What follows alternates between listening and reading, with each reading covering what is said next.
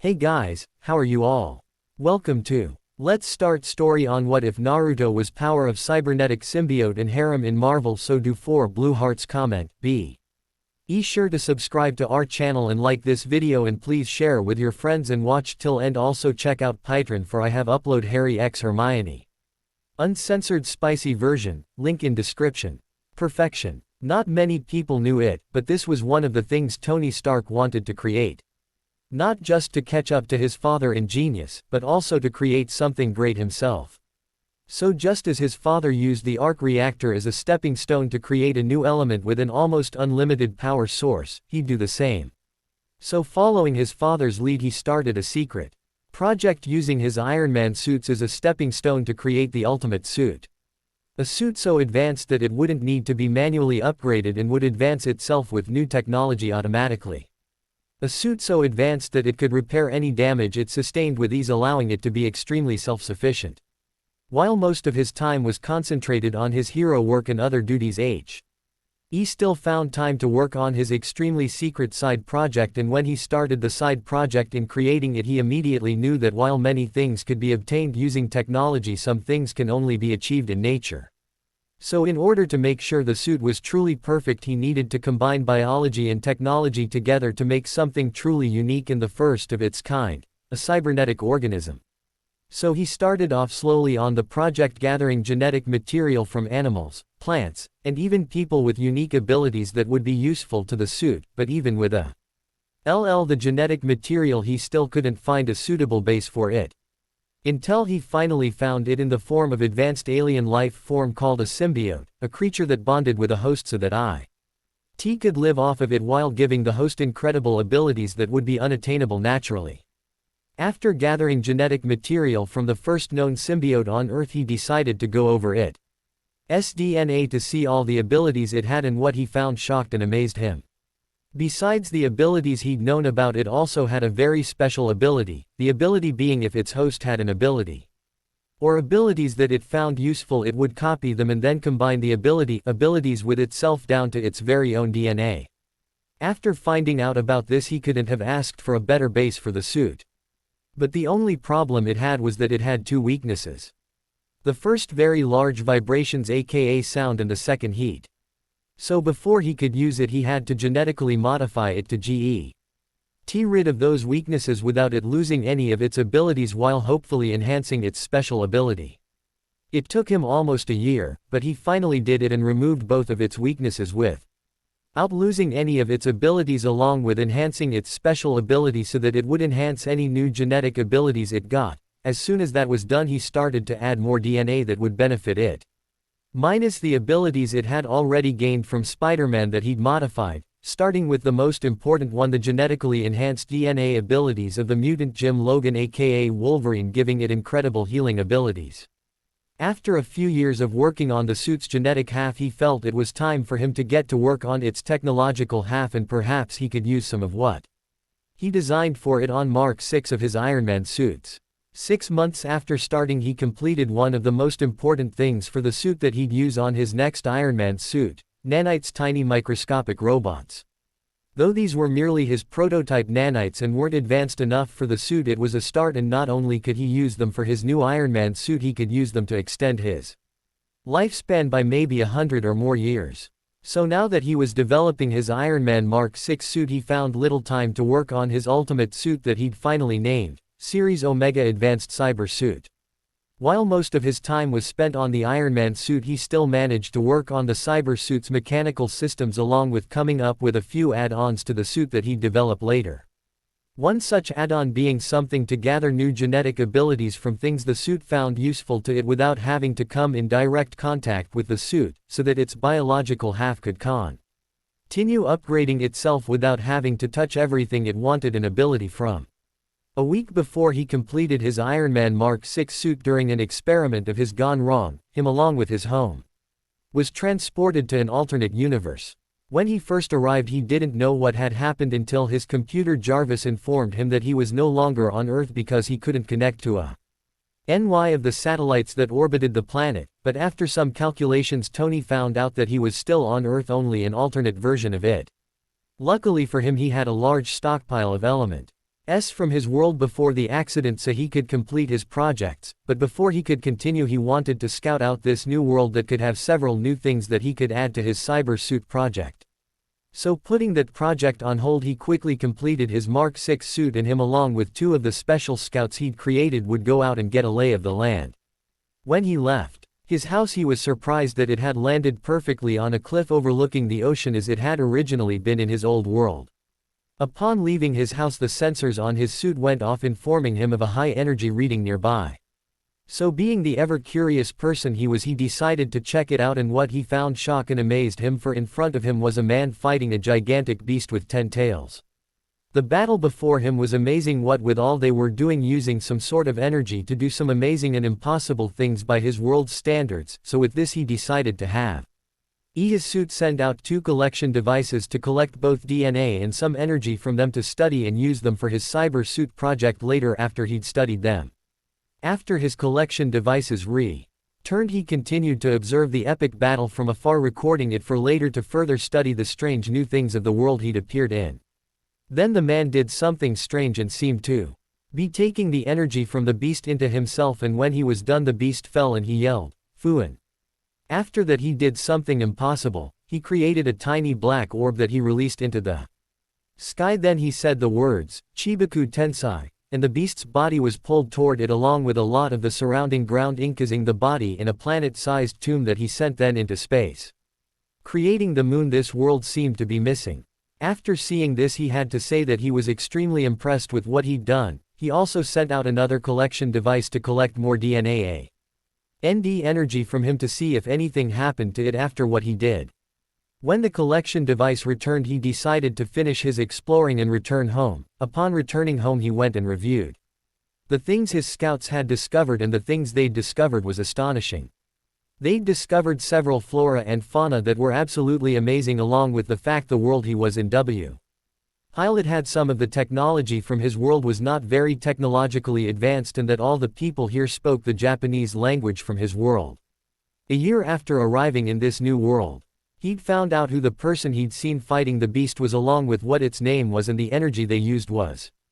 People called the man the Rakudo Sennin, the beast's name was Jubi, and the energy was something called chakra that the man had taught to others and the things that chakra was capable of was amazing. One of things he was most interested in was fuinjutsu. He'd found out that injutsu was how the Rakudo Sennin defeated the Jubi by sealing its soul and power inside of himself and the things he'd heard about what it could do meant that this art had infinite possibilities to what could be done with it. So not only did he decide to incorporate into his cyber suit project the ability to use chakra with its biological systems and use fuinjutsu to enhance its technological systems, but also start a new project to create a chakra suit using fuinjutsu.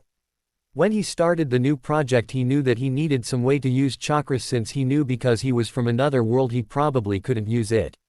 So he went to the Rakudo Sennin and asked him if he could teach him fuinjutsu and make a fuin that would allow him to collect and use chakra saying that he wanted to be couldn't use it and explained his situation to him and how he wanted to make a chakra suit leaving out his cyber suit project.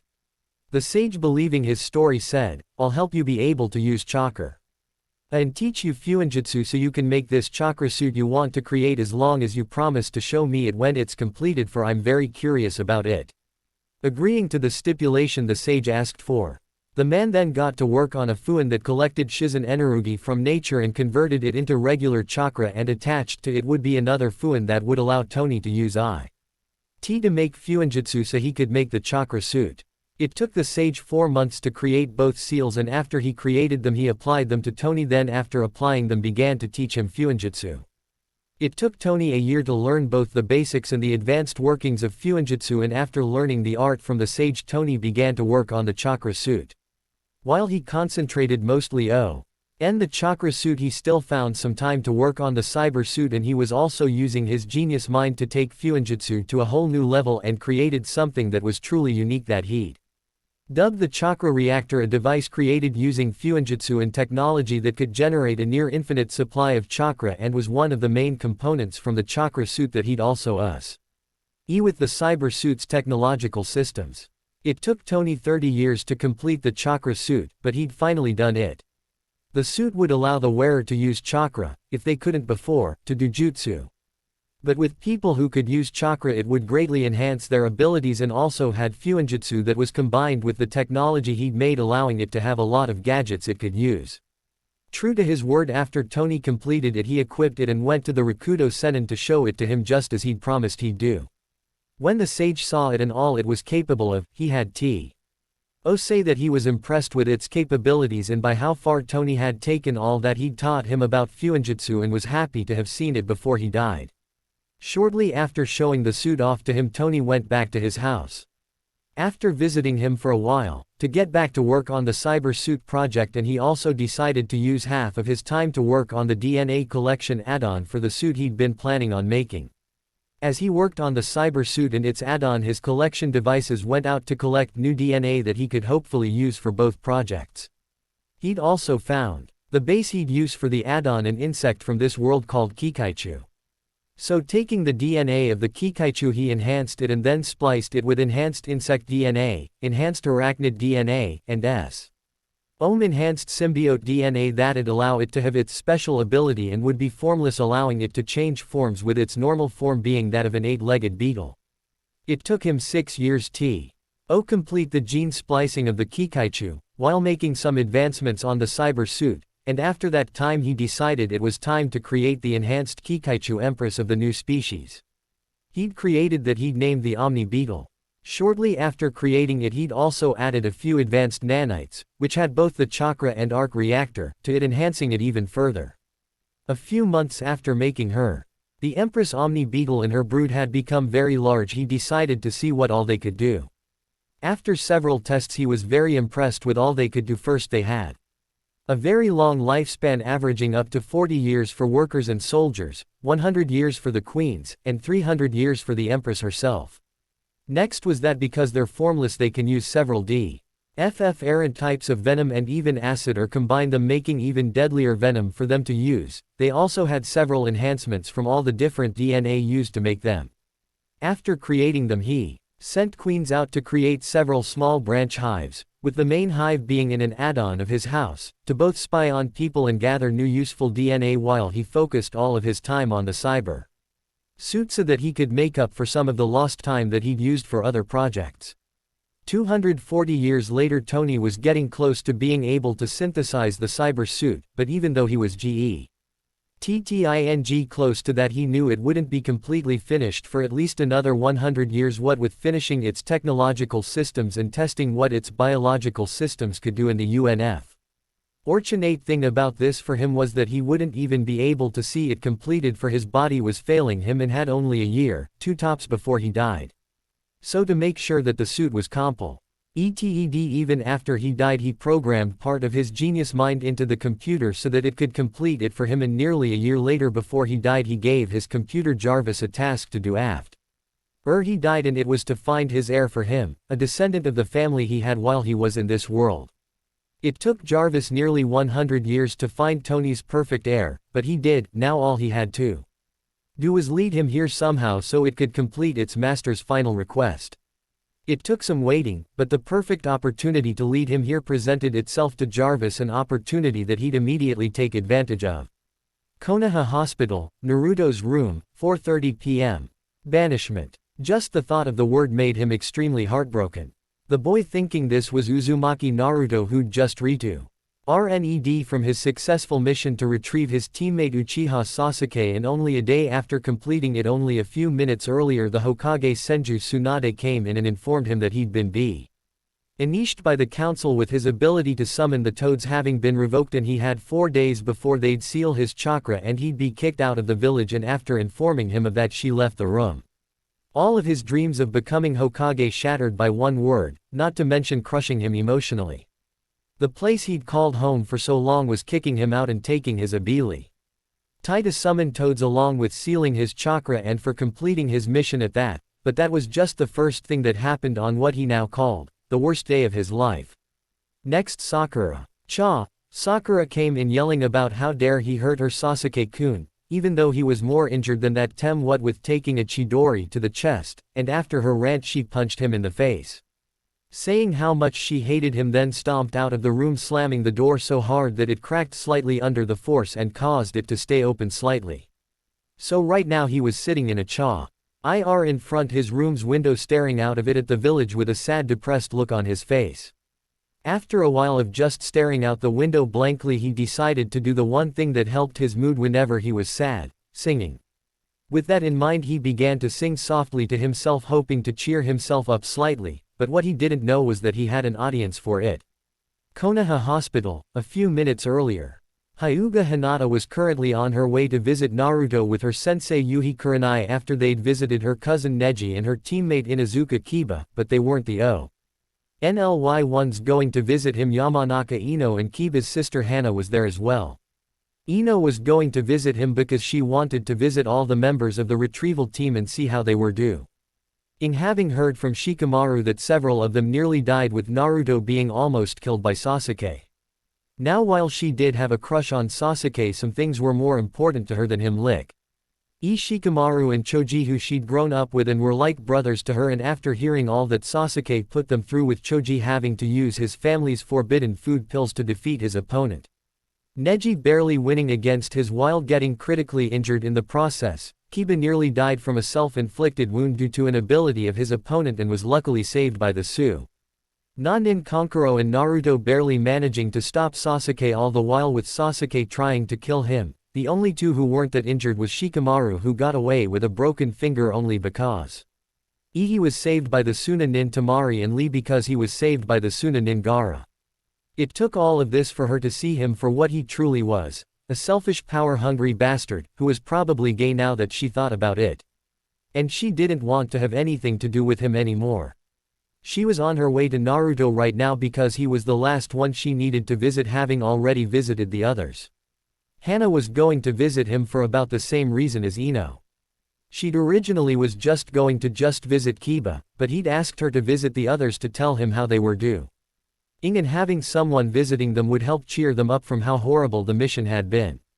She'd visited Neji and Choji first, but both of them were still unconscious from their wounds, so she then went to see Lee. Seeing as she'd talked with Shikamaru in the hall, when she'd entered his room he was strapped to the bed and asleep with a nurse nearby watching him. When she asked the nurse why he was strapped to the bed, she responded that he'd been slightly drunk when he came in and had been attacked things around him, so they'd knocked him out, strapped him to the bed and hoped that he'd slept it off when he woke up. She laughed at that and decided to come back and visit him later. That's when the four had met up in the hall on their way to Naruto's room, and on their way to the room they had started talking to each other. When they got in view of the door they saw that it was cracked and slightly open. When they'd reached it and were about to open the door was when they heard Naruto singing in a soft and sad voice. "I will dedicate and sacrifice my everything for just a second's worth of how my story's ending. And I wish I could know if the directions that I take and all the choices that I make won't end up all for nothing." The four listened to the song from behind the door, thinking of how sad it sounded with the way he was singing it. "Show me what it's for, make me understand it. I've been crawling in the dark looking for the answer.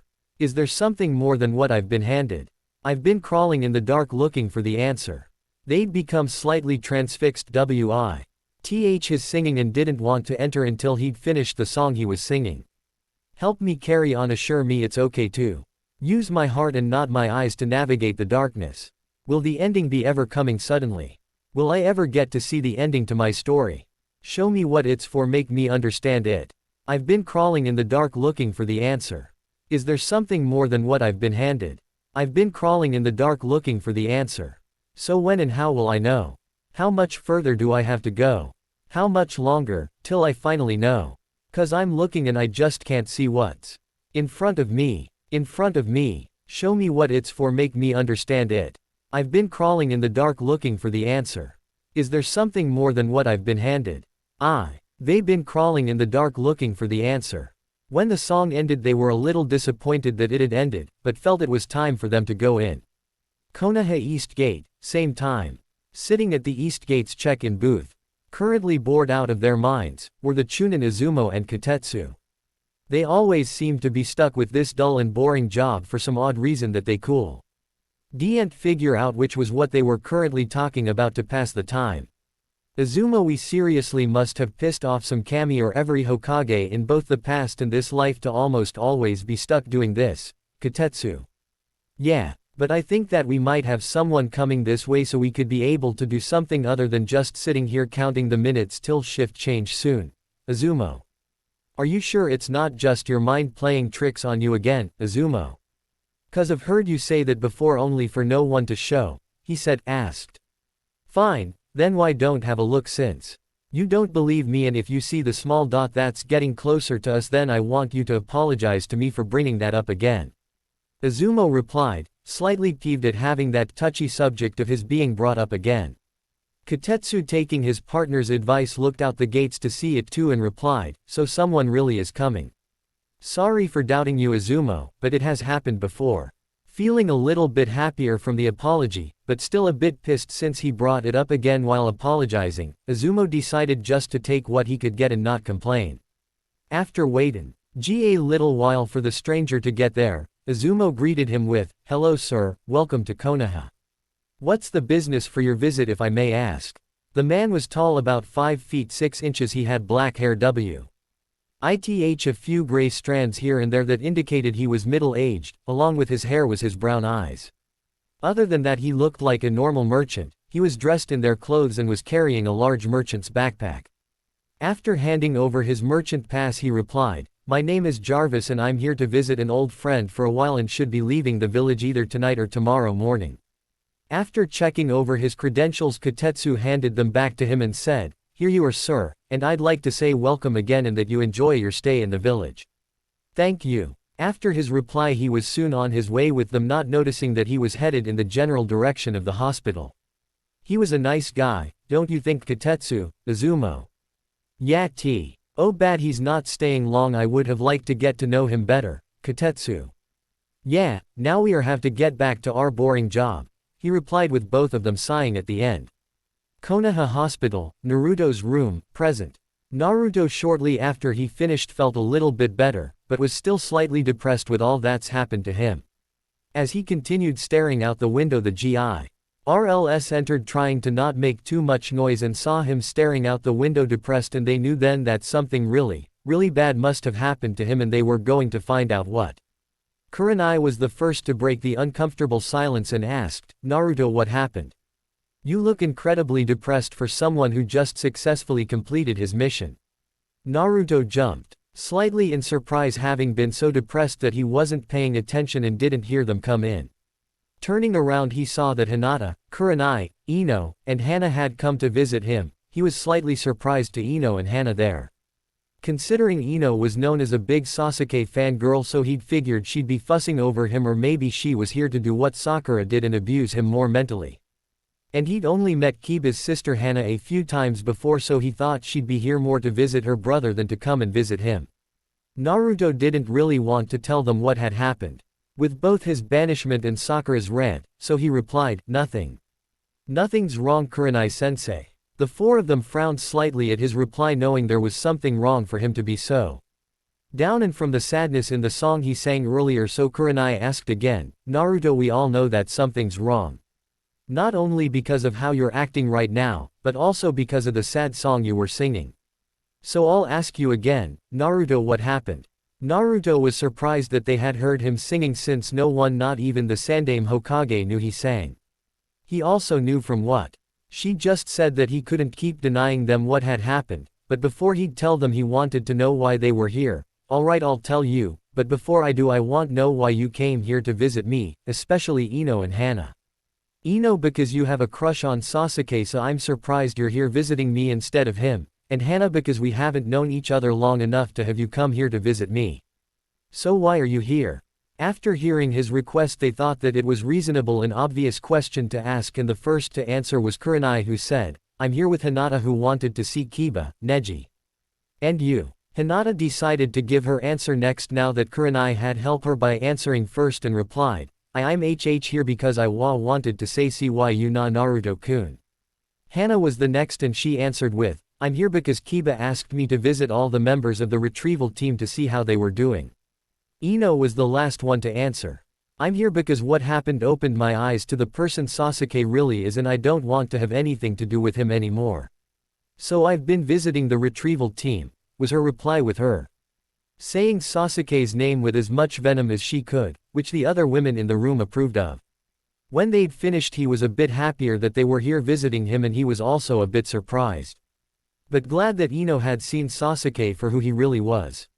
Then he became sad again knowing now he'd have to tell them why he was so depressed, but decided just to get it over with and replied, I've been banished. Tsunade had delivered the news of the council's decision not too long ago and that they've already cancelled my contract with the Toads and in 4 days they'll seal off my ability to use chakra. Then after I received that wonderful news Sakura came in ranting about me hurting Sasuke, even though I was more injured than the Tem, and when she was done she punched me in the face and left slamming the door leaving it in its current state. When he was finished speaking the 4 other people in the room couldn't believe what they'd just heard, a person who had just completed a mission successfully was being banished for it.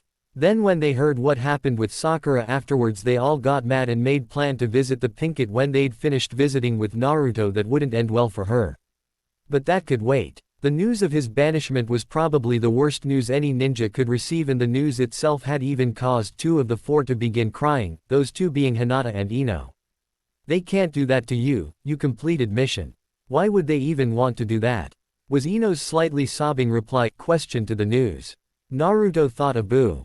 Answering her question or not and decided that he might as well since the council will most likely revoke the Sandame law as soon as he was gone.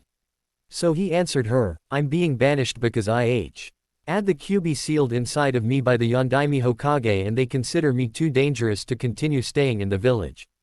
When the 4 heard this they were all shocked, though 2 for a completely different reason. Kurenai and Hana were shocked that he'd just told them all that, but after thinking about it they knew they'd find out sooner or later, best being told the truth by him than the lies the council will tell them. Hinata and Ino were also shocked at the information, but they were shocked because they didn't know anything about that. They'd always been told that the Yondaime killed the Kyuubi. Why didn't anyone tell us this? Why'd they tell us that the Kyuubi was dead instead of sealed? Was Ino's question seeing as Hinata was too shy and shocked to ask. Kurenai decided to answer that question and replied. You weren't told because of the reaction of almost everyone when they were informed of it. You see when the Sandame saw their reaction he made it a law that no one could speak about it especially with the younger generation so that Naruto might have some semblance of a normal life and have some friends, but the parents still found some slight loopholes in the law and allowed them to treat him badly and tell their children to stay away from him just so long as they didn't speak of the Kyuubi. Ino can slightly remember her mother telling her to be cautious around him when she'd entered the academy. But never told her anything other than that he was a troublemaker. Hinata was also told to stay away from him only she wasn't told by her mother or father, but the Hyuga elders that told her to. While they were remembering those incidents Naruto couldn't help, but think of how the law didn't help at all. After the girls recalled those incidents everyone was shocked at what happened next. None more than Naruto himself. Hinata, shy little Hinata was now hugging Naruto while crying about how unfairly the village was treating him and Ino not one to be left out. Had joined her soon after with hugging Naruto. Kurenai and Hana joined in as well to help in comforting them. When they had separated all the girls were crying some more than others and Naruto was ghtly misty-eyed about how much they cared. After drying their tears a little Ino then thought of something she was curious about and asked, Hey Naruto, besides what you just told us I never knew you sang, is there anything else you do that we don't know about? When the others heard her question they couldn't help but wonder as well, especially Hinata because even she didn't know that he sang. Naruto feeling a little embarrassed at them bringing up catching him singing again, but decided he might as well tell them what few people knew about him. He might even get Ino to take care of his secret grotto garden. The only other I do that no one knows about is that I have a secret garden of my own that I take care of, and as for why no one knew I sang is because I only do it when I'm alone and sad. When they heard they were surprised, none more than Ino, that Naruto had a green thumb. After learning that Hinata asked, while poking her fingers together, I was kind of wondering if you'd sing in another song. Naruto was a bit surprised by the request and wasn't very sure about doing it, answering, I'm not too sure I want to. After his answer Ino decided to join in helping Hinata get him to sing again. So putting on her best pleading face she asked, Please will you do it for Hinata and me? Please. Having Ino join in, along with the look on her face, made him break to doing it. But that didn't mean he'd do it for nothing, so he answered, alright, I'll do it, but only if you'll take care of my garden in my absence. Ino was happy as soon as he said he'd do it until she heard the but. But after hearing his request she couldn't find anything wrong with it and immediately agreed. Deal. Alright, I'll give you directions to it when I'm done singing, was his reply to her answer. Then after a short pause he began to sing. I am a question to the world. Not an answer to be heard. Or a moment, that's held in your arms. Just like with his first song The Four Where Ko. MP legally enraptured with it, and Naruto seeing it was happy that they enjoyed his singing. And what, do you think you'd ever say? I won't listen anyway. You don't know me. And I'll never be what you want me to be. And what, do you think you'd understand? I'm a boy, no, I'm a man. You can't take me, and throw me away.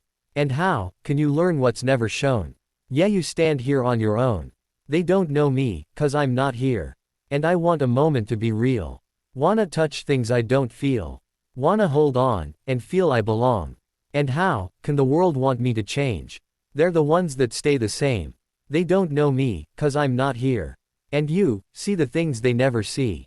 All you wanted, I could be. Now you know me, and I'm not afraid. And I wanna tell you who I am. Can you help me be a man? They can't break me, as long as I know who I am. And I want a moment to be real. Wanna touch things I don't feel. Wanna hold on, and feel I belong. And how, can the world want me to change? They're the ones that stay the same. They can't see me, but I'm still here. They can't tell me who to be. 'Cause I'm not what they see. Yeah, the world is still sleeping. While I keep on dreaming, for me. And their words are just whispers and lies. That I'll never believe. And I want a moment to be real. Wanna touch things I don't feel.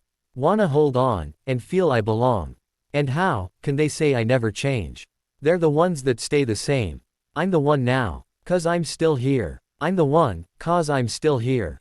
I'm still here. I'm still here. I'm still here. When he'd finished the girls all broke from the spell, it seemed to put them under again, a little disappointed that it had ended.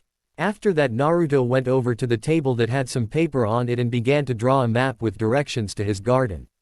When he'd finished, he got up and walked to Ino before handing it to her and saying, "Here you go, this will lead you to my garden so that you can take care of it." Ino taking it from him responded, "Okay, I'll visit it later to check it out." "Alright, now that is done, could you please leave? I want to be alone for a while before I get some rest," was Naruto's reply when Ino had finished talking. Looking at each other for a minute, they decided it was okay for let him to be left alone by himself, and then responded, "Okay, we'll leave now, but we'll come back to see you tomorrow, alright?" "Okay." After his response, the girls began leaving. As they headed down the stairs they passed a middle-aged man carrying a merchant's backpack. Thinking nothing of it, they continued on their way. Had they followed him they would have seen him heading to Naruto's room. Shortly after they'd left, Naruto returned to his chair and continued look at the village until he heard the sound of his door closing. Turning around he saw a man who was wearing merchant clothes. Having not seen him before and wondering what he was doing here, he asked, "Who are you and what are you doing here?" The man, hearing his question, just smiled and replied, "My name is Jarvis, and as for why I'm here to help you get out of here before they have a chance to seal your chakra." Naruto, when he heard this, he didn't think that he was truly here to help him and said, "What, so you here to kill me before I've been banished?" Jarvis frowned slightly at that, responded, "No, I'm not here to kill you. I'm here to help you escape the village with very thing that's yours, for you see my master, the one who built me, was your ancestor, and he told me to find his successor. You are that person, and I'm here to help get you out of here with everything that belongs to you and some things that don't, because quite frankly I say you deserve it." Naruto was a bit confused when Jarvis said he was created by his ancestor, so he asked, "What do you mean, yo? You were created, and who's this ancestor you're talking about?" Hearing Naruto's response he replied, "Well, I'm actually an AI he had created, and what you see before you is a robot or a puppet that I'm controlling." Naruto nodded a bit. He was confused what an AI was, but when he heard what was in front of him was a puppet, he knew this wasn't the actual person he was talking to. Jarvis, after seeing he somewhat understood, continued, "As for the ancestor I'm talking about, his name was Stark Tony, and he died about 100 years ago, but before he did he gave me instructions to find his successor from the family that he had. You are that successor. He was a bit surprised that he was one of his ancestors' successor, but at least now he knew he had family. Then he thought about how he was going to ESC. Ape knowing it'd be hard and what exactly these belongs of his were that Jarvis talked about, so he asked, well, it'll be pretty hard to get out of here considering they'll be keeping a close eye on me, and what are these belongings of mine? Quote, the man in front of him turned to the side and then the backpack opened from the top to the floor revealing a large empty compartment, which Jarvis soon explained. This robot is specially built for transportation, so all you have to do is climb inside and we'll walk right out the front gates. As for your belongings, they are your clan estate and a few things in the Hokage's office and vault. Though we'll be taking more from the vault than what belongs to you, as I feel you deserve it. Naruto was shocked that he had a clan estate and, he guessed, scrolls. In both the Hokage's office and vault, with the vault holding all non-clan centric jutsu and a few special items. Naruto, now knowing that, had to see them, so walking to the of this puppet thing he said. Then let's get going, I want to these things and get out of here, and to make sure no one suspects anything. After saying that, he created a cage bunchen to stay here while he climbed into the compartment that closed as soon as he entered. After he was inside he heard from Jarvis, alright then let's get going. After which he left the room heading for their first destination, his clan estate. Behind the Hokage monument. Outside of the Namikaze clan estate, 5 p.m. Upon arriving, Jarvis let Naruto out, and when Naruto saw what estate this was, he turned to Jarvis and said, "You've got to be kidding me, this can't be right. This was the Yondaime Hokage's estate and no one's been in here since the day he died." When Jarvis heard his response to being here, he responded, "There is no mistake, His estate belongs to you as it was your father's home, and to answer your question, yes, the Yondaime Hokage was your father." Naruto was extremely shocked at this. His father was the Yondaime Hokage, Minato Namikaze. He actually teared up a bit at this, having asked who his parents were for so long, and now he knew who one of them was. Then he realized if Jarvis knew who his father was, then he also knew who his mother was, so he asked, "If you know who my father is, then you must know who my mother is. Who was she?" Jarvis knew he'd ask that, but unfortunately they didn't have time for this at the moment, so he replied, "Yes, I know who she is, but unfortunately we don't have time to discuss this at the moment since we need to leave the village as soon as we can. Now come over here to the gate." He knew Jarvis was right, so he decided to wait and ask again later. Anyway, he moved to the gate, where Jarvis was currently standing, and examined it. The gate itself was a plain large metal gate with a few bars so you could see inside, and in the middle of the gate was a circle with a horizontal line through the middle of it, that he guessed was the lock, and on both sides of the gate were pillars. And the right pillar was a doorbell, and above it was a seal, that he guessed was how the gate was opened from the outside, and on the left pillar, the one Jarvis was standing next to, was what he guessed. Ed was the Namikaze clan symbol, and next to it was an Uzumaki whirlpool symbol. Anyway, Naruto walked to Jarvis, who then said, "Now draw some blood and wipe some on the symbols here." Doing as he was told, Naruto wiped some blood on the symbols that glowed for a second before the stone it was on moved back slightly and then lowered itself, revealing several different kanji around a larger kanji that said, "Activate," and as soon as this was visible, Jarvis said, "Channel some chakra into the kanji that says seal and then channel more into the one that says activate." Again doing as he was told, Naruto channeled some chakra into the kanji for seal, which then began to glow blue, and then channeled some more into the kanji for activate, and as soon as he did, the entire estate went up in smoke. When it cleared, there was a large square crater where the estate once stood. Jarvis then said, "Follow me."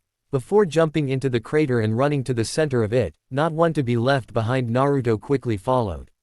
It took them a while to reach the center of the crater, but when they did, they saw there was a large scroll there. After reaching it, Jarvis took out a smaller scroll before unrolling it, then placed the large scroll on top of it before sealing it in the smaller scroll that was quickly rolled up before he put it back where he got it. As soon as Jarvis was done, he said, we now have your estate, so now we just have to wait here until dark, then we can go get your other things before we leave the village." Hokage's Tower, Hokage Vault, 9:30 p.m. As soon as it was dawn, the two of them had immediately snuck into the tower, and after a quick visit to the Hokage's office to get what was his from there, they were now in the vault to get what was his from here. As soon As they arrived in the vault, Naruto asked, "So how are we going to get what we want from here without anyone noticing?" To answer his question, Jarvis pulled out another scroll before unsealing its contents of a few hundred blank scrolls. They said, "We're going to be replacing them with these blank scrolls before we seal the real scrolls into this scroll. We're also very lucky that all the items kept here are sealed into scrolls." When Naruto heard this, he couldn't help the grin that appeared on his face before saying, "This is going to be the best prank ever." After that was said, they both begged in replacing the scrolls, and when they'd finished, Jarvis sealed them into the scroll he got the blank ones from before putting it back where he got that one. He then turned to Naruto and said, "Let's get out of here, Naruto. We'll be leaving tomorrow morning so as not to arouse suspicion, all right?" Naruto nodded at that, and then the two of them left the vault to lay low until morning when they'd leave. East Gate, 8 a.m. Currently working gate duty again were Kotetsu and Izumo, and they were bored out of their minds again. Jarvis, with Naruto in the special compartment, was currently walking Tawa Road. The two before stopping in at the check-in booth to check out. When he stopped, he said, "Well, it's pleasant surprise to be seeing you two here again." "Check him out," Kotetsu said, "don't be so surprised. Ed, we almost always have gate guard duty." "Well, there you go, have a good day and I hope you visit again someday." Getting his things, Jarvis said, "You know, I just might do that." As soon as Jarvis left, on his way out of the village, Izumo said, "Well, there he goes, and now we have to get back to our dull job." After he said that, they both sighed again at how boring their job was. Both of them not knowing that they wouldn't be seeing Jarvis again, or that besides him they'd let Naruto leave as well. Time skip. 4 years later, Konoha, 3 p.m. Currently sitting in her office doing paperwork was Tsunade. But besides doing that, she was thinking about what's happened these past 4 years, starting 4 years ago with Naruto's disappearance.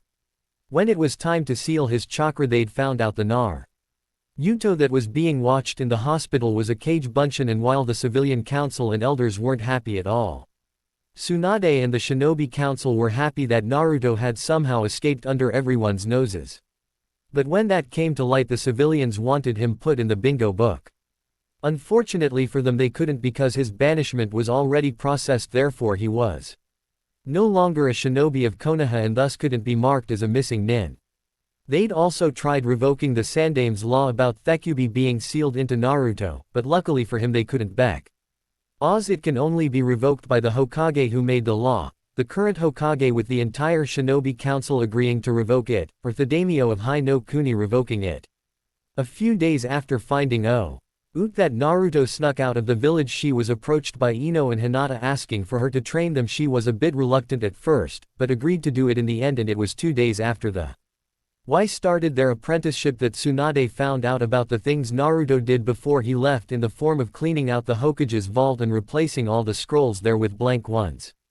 She found this out when she'd gone there to get a scroll on medical jutsu for Ino and Hinata to study, because she didn't feel like going to the hospital at that moment, and when she found out that the were all blank, she called a few Anbu to search the village for anything out of place while she went to her office to check the hidden vault behind the Yondaime's portrait that had some items of Naruto's, only to find it cleaned out as well. Then after a few hours, the Anbu she sent out returned before reporting to her that the only thing out of place was a giant square crater the size of the Yondaime's estate was where it once stood.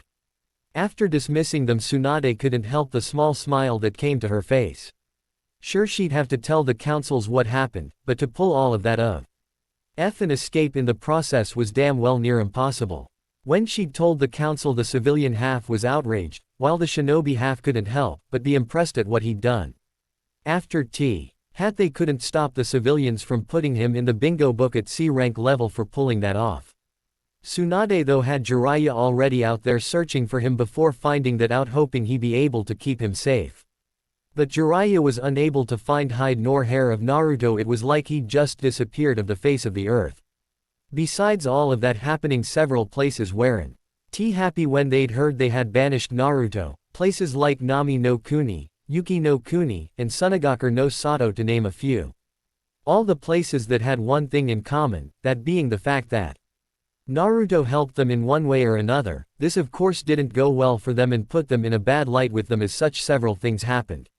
The first being with Nami no Kuni, they'd cut the trades with Konoha down to a quarter of what they were. Yuki no Kuni had cut the alliance they were going to make with Konoha as well as Koyuki. Now this nearly gave Jiraiya a heart attack, tearing up her agreement to star in Jiraiya's Ika Ika Paradise movie, and Sunagakure no Sato cut their alliance to where they'd only help Konoha if they were attacked by enemy shinobi.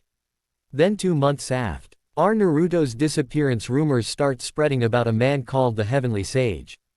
The sage was a great hero and master healer that some say, that she can hardly believe, is better than her, and so many people are even calling him the reincarnation of the Rakuto Sennin. He'd saved many places and asked nothing from them in return, though they gave him things anyway as thanks for his help. A few weeks after that rumor began to fly, Jiraiya began to investigate the man and found out that he was probably the richest man in the elemental nations, owning part of several businesses and even created some. That he owns half of, while the other half is owned by the people that ran them, such as Nami Inc. and his high-class series of hotel-restaurant-spa combination he had in every hidden village, the Emerald Leaf and the Ruby Sand, to name a few. There was even rumors he was look for wives to help restore his clan. Oh, what she wouldn't give to be a few years younger so could marry that rich B. Oot. Anyway, there were a few rumors of women in the running to be his wife, all of which were shocking, such as Terumi Mei the new Mizukage, Toki the princess of Tori no Kuni, Haruna the princess of Na no Kuni, and Koyuki princess of Yuki Shunki no Kuni, to name a few. There were even more rumors saying he bought his own private island, though all of these rumors had no proof to say they were true. One thing was for sure, he was the most eligible bachelor in the elemental nations. Anyway, about 2 more months after that person appeared, that the civilians said was Naruto, given the appearance he had. Before Tsunade shot that down, saying there was no way it could be him for the fact he couldn't get the control to do medic jutsu in 2 months even if he had Kage Bunshin helping him. Anyway, that's when they got their first sign that Naruto was alive in the form of a book series that he began to write that he signed. Now this got her a massive headache from the council, Namikaze Uzumaki Naruto. The book series itself was very good, a combination of great plot with some smut written in. In fact, it's so great that it blows Jiraiya's Ika Ika Paradise series out of the water in sales and reviews.